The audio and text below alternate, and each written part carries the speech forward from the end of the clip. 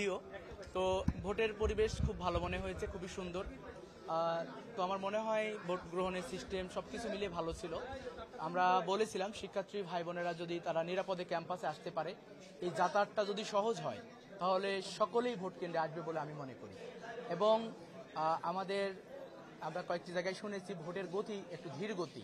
তো আমরা নির্বাচন কমিশনকে অনুরোধ জানাবো, যেহেতু ভোটার সংখ্যা অনেক বেশি, 28,000 ভোটার, তো অবশ্যই প্রধান নির্বাচন কমিশনার স্যার সহ যারাই দায়িত্বে আছেন তারা বিষয়টা দেখবেন। আমাদের ক্যাম্পাসে এরকম যেন না হয় যে আমাদের কোনো ভাই বোন ভোট দিতে এসে লাইনে দাঁড়িয়ে ভোট দিতে পারেনি। এটা হলে আমাদের জন্য আসলে কষ্ট থেকে যাবে। এর জন্য আমরা আহ্বান জানাবো একটু ভোটের গতি কিভাবে বৃদ্ধি করা যায় এটা নিয়ে কাজ করবেন ইনশাআল্লাহ।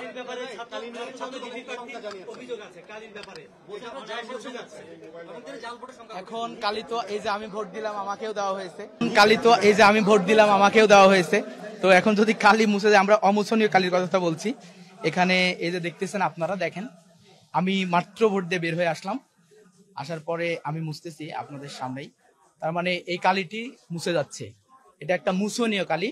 আমরা বলেছিলাম একটা অমুছনীয় কালি যেন ব্যবহার করা হয়। আমার মনে হয় যে প্রশাসন এ ব্যাপারে কতটুকু আসলে দায়িত্ব পালন করেছে আমি জানি না।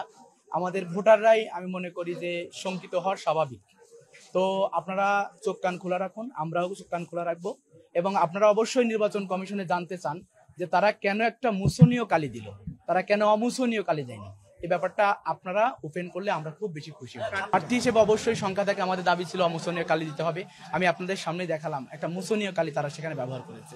অবশ্যই প্রার্থী হিসেবে আমার সংখ্যা আছে। ভোট সুন্দর, সুষ্ঠু এবং নিরপেক্ষ যদি ভোট হয়, আমরা ফলাফল মেনে নিয়ে যারাই বিজয়ী হবে আমরা তাদের সাথে কাঁধে কাঁধ মিলে কাজ করবো ইনশাআল্লাহ।